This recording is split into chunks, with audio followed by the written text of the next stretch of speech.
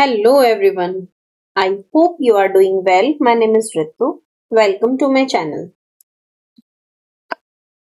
So little champs, how are you doing? कल के video में मजा आ गया था मुझे भी.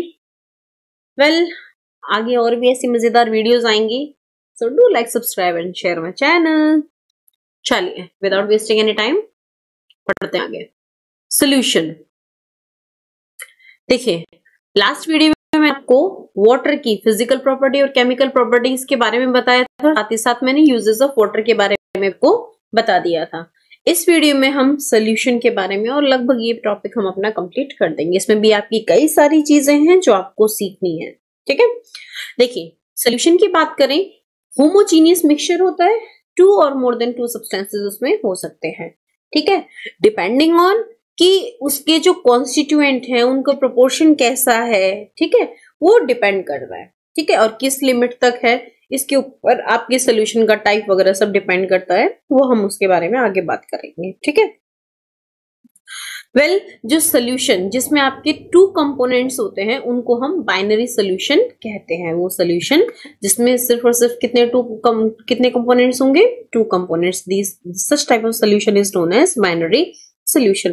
कंपोनेंट की बात करें हम सोल्यूशन के, तो देखिए वो फिजिकल में भी हो सकते हैं. ठीक है, वो फिजिकल उनकी जो स्टेट होगी वो आपकी सॉलिड, लिक्विड और गैस होगी. ठीक है, और जो सॉल्वेंट होगा, देखिए हम इमेजिन कीजिए 1 ग्लास ऑफ वाटर है.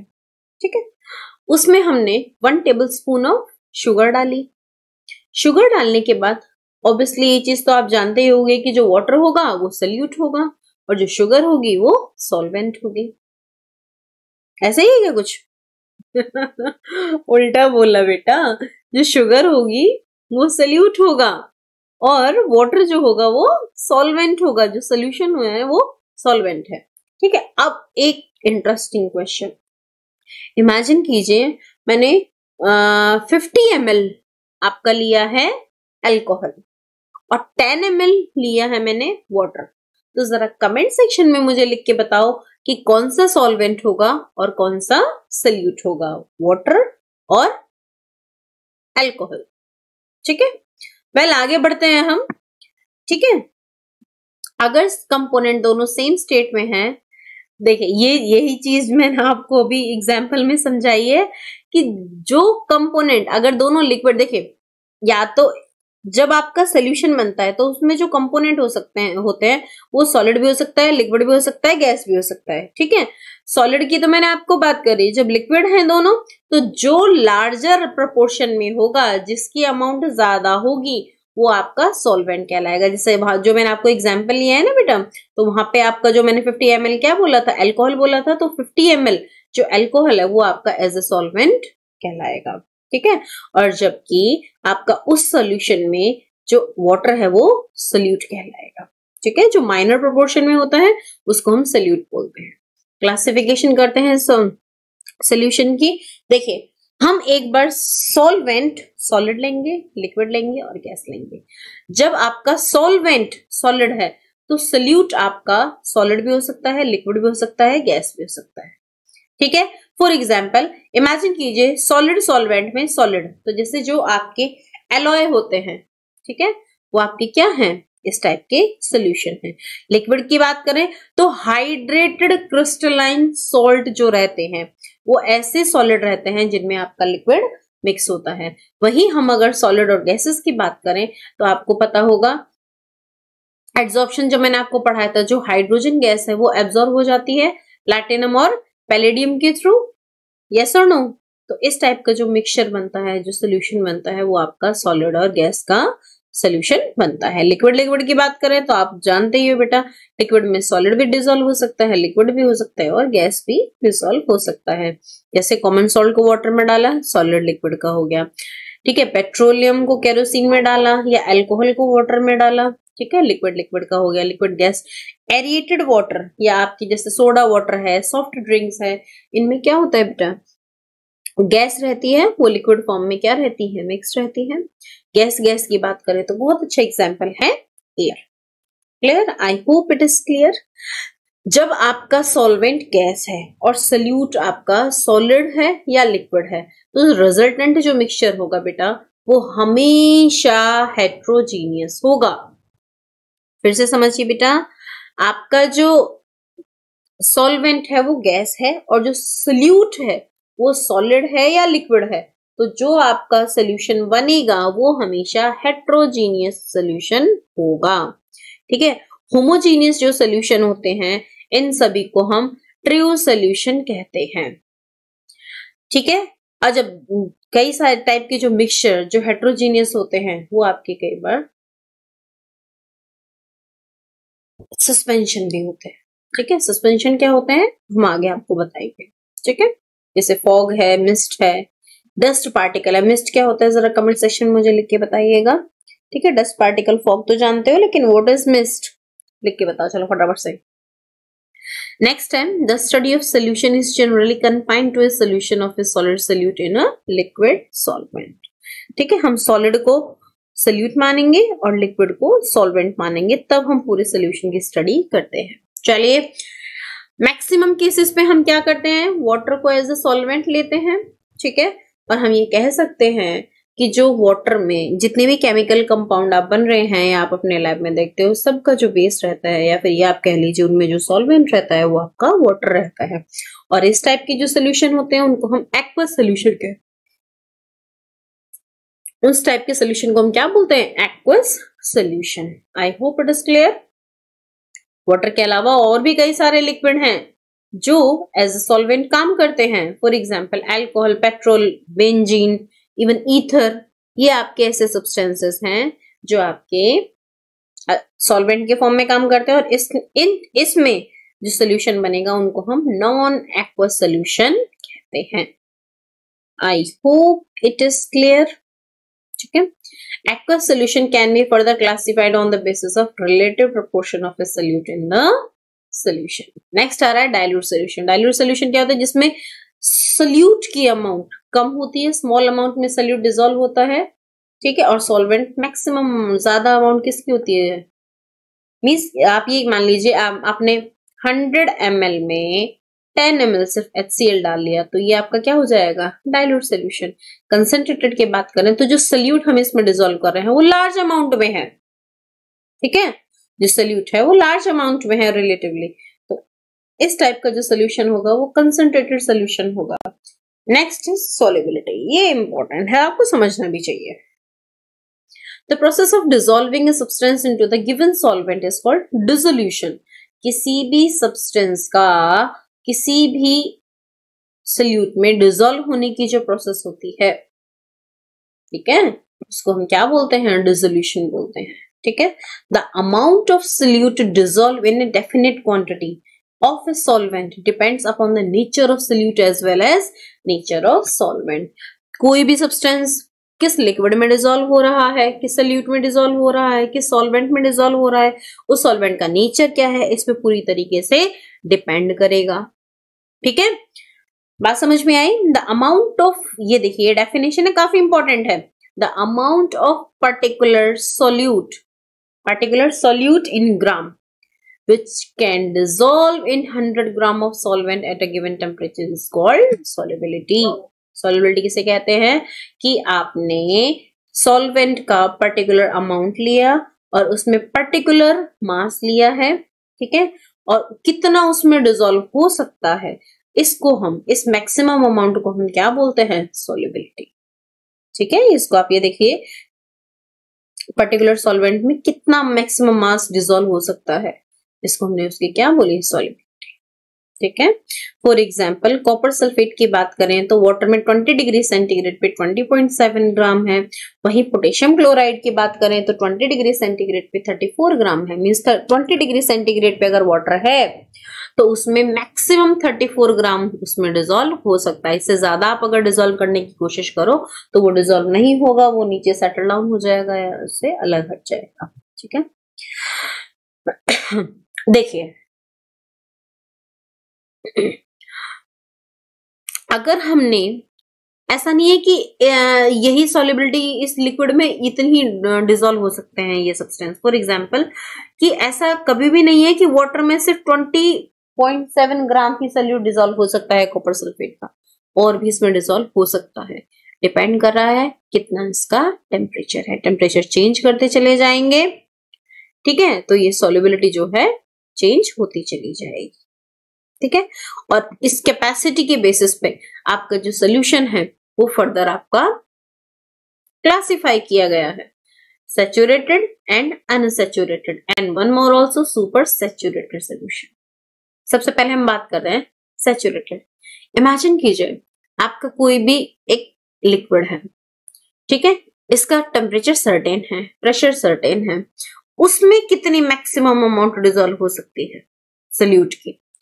उस टाइम में जो ये सोल्यूशन बनेगा, मान लीजिए मैक्सिमम अमाउंट इस हमने डिसॉल्व कर ली, अब ये जो सोल्यूशन बना है बेटा, इसको हम कहेंगे सैचुरेटेड सोल्यूशन, ठीक है। और जब इसमें डिसॉल्व होती चली जा रही है, उससे पहले सैचुरेटेड बनने से पहले ये क्या रहा होगा, अनसैचुरेटेड सोल्यूशन। आप इसको इस तरह समझ सकते हो बेटा, इमेजिन कीजिए आपने एक ग्लास पानी लिया, ठीक है, जस्ट इमेजिन उसमें 50 ml आता है या 100 ml आता है, ठीक है, इस तरीके से उसमें 500 ml ले लीजिए, ठीक है। अगर उसमें इतना वाटर आता है तो उसमें आपने मान लीजिए 1 टेबल स्पून उसमें सॉल्ट ऐड किया, देखा उसमें डिसॉल्व हो गया, 1 मोर डिसॉल्व, 1 मोर डिसॉल्व, 1 मोर डिसॉल्व, एक ये डिसॉल्व होता चला जाएगा। एक पर्टिकुलर कंडीशन ऐसी आएगी ना बेटा कि जब उसमें सॉल्ट डिसॉल्व होना बंद हो जाएगा। मैं रूम टेम्परेचर पे बात कर रही हूँ, है ना। तो जब उसमें वाटर में डिसॉल्व होता चला जा रहा था, तब तक तो वो क्या था आपका अनसैचुरेटेड, और जैसे ही डिसॉल्व होना बंद हो गया वो क्या हो जाएगा, सैचुरेटेड सॉल्यूशन। क्लियर। अब इमेजिन कीजिए मैंने इस सैचुरेटेड सॉल्यूशन का टेम्परेचर बढ़ा दिया, जब मैंने टेम्परेचर बढ़ा दिया तो इसमें और अमाउंट ऑफ सॉल्यूट ऐड हो जाएगा, और उस पर्टिकुलर टेम्परेचर पे मैंने उस लिक्विड का, इमेजिन कीजिए अभी रूम टेम्परेचर था मेरा 35 डिग्री पे, इमेजिन कीजिए 500 ग्राम सोल्यूशन सॉल्ट उसमें डिसॉल्व हो गया, ठीक है। मेरा 500 ml मेरे पास वाटर था, 500 ग्राम उसमें आपका सॉल्ट डिसॉल्व हो गया। अब मैं, और टेम्परेचर था पहले 35, ठीक है, अब मैंने इसका टेम्परेचर कर दिया 40, या इमेजिन कीजिए मैंने कर दिया 45, ठीक है। अब इसमें 200 ग्राम ऑफ सॉल्ट और ऐड हो गया, तो जो इस 45 डिग्री सेंटीग्रेड पर ये जो सोल्यूशन बना है ये आपका होगा super saturated solution. Clear, I hope it is clear. अब एक चीज और मैं आपको बता देती हूँ बेटा, जब आप इस सुपर सैचुरेटेड सोल्यूशन को धीरे धीरे ठंडा करोगे, ठीक है, तो हो सकता है इसके ऊपर उसमें क्रिस्टलाइन फॉर्म में या साइड में या जिस बीकर में या ग्लास में आपने डाला है उसके लोअर सरफेस पे जितना अमाउंट आपने और ऐड किया है ना वो आपका अलग निकल जाएगा। फॉर एग्जाम्पल अभी टेम्परेचर सुपर सैचुरेटेड का क्या था 45 डिग्री, अब ये 45 से वापस अगर 35 आएगा तो 35 से 45 जाने में उसे कितना और लगा था, सॉल्ट कितना और लगा था 200। अब जब वो 45 डिग्री सेंटीग्रेड से 35 डिग्री सेंटीग्रेड आएगा तो ये 200 ग्राम ऑफ सॉल्ट बेटा बाहर निकल जाएगा। अब वो क्रिस्टल के फॉर्म में हो सकता है, नीचे सेटल डाउन होके हो सकता है, सस्पेंशन के फॉर्म में निकल सकता है, ठीक है, ये डिपेंड कर रहा है। आई होप आपको saturated, unsaturated and super saturated बिल्कुल समझ में आ गए होंगे, ठीक है। चलिए नेक्स्ट हम देखते हैं कि ऐसे कौन कौन से फैक्टर्स हैं जो सॉल्युबिलिटी को अफेक्ट करते हैं। सबसे पहले आता है आपका सोल्यूट का नेचर, कैसा है वो, पोलर है, नॉन पोलर है, आयनिक कंपाउंड है या नहीं है। फॉर एग्जाम्पल आयनिक कंपाउंड और polar compound are more soluble in polar solvent like water, और जो नॉन पोलर कंपाउंड रहते हैं वो नॉन पोलर सॉल्वेंट जैसे कि बेंजीन है, इसमें ज्यादा डिसॉल्व होने की कैपेसिटी रखते हैं, ठीक है। वहीं हम सॉल्वेंट के नेचर की बात करें तो देखिए अगर सॉल्वेंट की हाई डाई इलेक्ट्रिक कांस्टेंट है तो ये पोलर और आयनिक कंपाउंड, ठीक है, बहुत ज्यादा उसमें डिसॉल्व हो सकता है, और डाइइलेक्ट्रिक कांस्टेंट रहेगा तो उसमें डाइइलेक्ट्रिक में धीरे धीरे डिसॉल्व होगा। फॉर एग्जाम्पल NaCl की बात करें तो देखिए वाटर आपका पोलर है, उसमें बहुत तेजी से डिसॉल्व होगा, हाईली सॉल्युबल होगा। वहीं हम बेंजीन में बात करें क्योंकि ये नॉन पोलर है तो इसमें आपका स्प्रिंगली मतलब बहुत स्लोली धीरे, ठीक है, डिसॉल्व होगा। वहीं हम टेम्परेचर की बात करें सॉल्युबिलिटी पे, टेम्परेचर इंक्रीज करेंगे सॉल्युबिलिटी भी इंक्रीज करेगी, ठीक है। टेम्परेचर डिक्रीज करेंगे, ठीक है, तो क्या होगा, सॉल्युबिलिटी डिक्रीज करेगी। और कुछ सब्सटेंस तो ऐसे होते हैं बेटा कि उनकी जो सॉल्युबिलिटी है उस पे बहुत ना, या तो ना के बराबर इफेक्ट पड़ता है या बहुत कम इफेक्ट पड़ता है सॉल्युबिलिटी पे टेम्परेचर का, ठीक है। चलिए यहाँ पे इन्होंने आपको बताया कि हम सॉल्युबिलिटी कर्व, देखो सॉल्युबिलिटी कर्व क्या होता है, इमेजिन कीजिए जैसे हमने पोटेशियम सल्फेट ले लिया, पोटेशियम सल्फेट का 0 डिग्री पे कितनी मैक्सिमम सॉल्युबिलिटी थी 100 ग्राम ऑफ सॉल्वेंट में, 20 डिग्री सेंटीग्रेड पे मैक्सिमम सॉल्युबिलिटी कितनी थी, 40 पे सॉल्युबिलिटी कितनी थी, 60 पे सॉल्युबिलिटी कितनी थी, 80 पे कितनी थी और 100 पे कितनी थी। हमने ये सारे पॉइंट किए और एक ग्राफ बना लिया।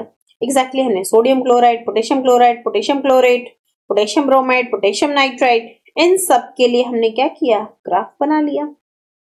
बनाया क्यों, क्या फायदा था, है ना, इसको पता भी तो होना चाहिए। ठीक है, ये सोल्युबिलिटी ग्राफ है, हमें पता चल गया, वेरिएशन वगैरह सब समझ में आ गया, लेकिन बनाया क्यों, इंपॉर्टेंस क्या है। फर्स्ट, किसी भी पर्टिकुलर टेम्परेचर पे किसी सब्सटेंस की हम सोल्युबिलिटी पता कर सकते हैं, बात समझ में आई। और ये भी पता कर सकते हैं कि इमेजिन कीजिए जैसे यहाँ 35 है, 35 डिग्री पर पोटेशियम सल्फेट की कितनी सॉल्युबिलिटी होगी, मतलब हमें कितना मैक्सिमम अमाउंट में सब्सटेंस चाहिए डिसॉल्व करने के लिए, गॉट इट। वहीं देखिए दो सब्सटेंस की अलग अलग, जैसे मान लीजिए यहाँ पे आपका 65 डिग्री है, ठीक है, 65 डिग्री सेंटीग्रेड पर पोटेशियम सल्फेट और पोटेशियम क्लोराइड की सॉल्युबिलिटी में कितना डिफरेंस है, हम इनको कंपेयर कर सकते हैं, ये कंपैरेटिव स्टडी कर सकते हैं।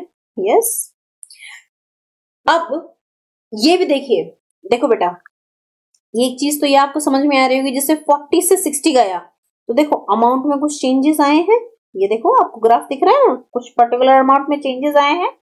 हम ये भी तो पता कर सकते हैं कि हम 60 से जब 40 पे आएंगे तो हमें कितना अमाउंट मिलेगा सल्यूट का, बात समझ में आया कि सर्टेन टेम्परेचर पर आप सैचुरेटेड सोल्यूशन को ठंडा कर रहे हो या सुपर सैचुरेटेड सोल्यूशन को टेम्परेचर तक लेके आ रहे हो तो आपको कितना अमाउंट में सब्सटेंस आपको मिल जाएगा, प्रेसिपिटेट हो जाएगा, बात समझ में आई। ये वही 200 ग्राम वाला नमक वाला एग्जांपल ले लो, उसे इजीली समझ में आ जाएगा, क्लियर।